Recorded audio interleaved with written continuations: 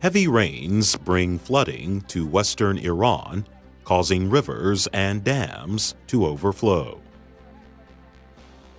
Palestinian officials say Israeli forces shot and killed a man when Palestinians threw rocks and explosives at Israeli troops in the West Bank.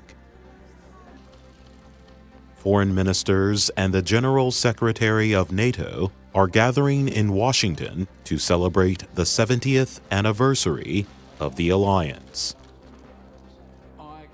And lawmakers in New Zealand voted in support of gun restrictions in the first of 3 votes on the measures.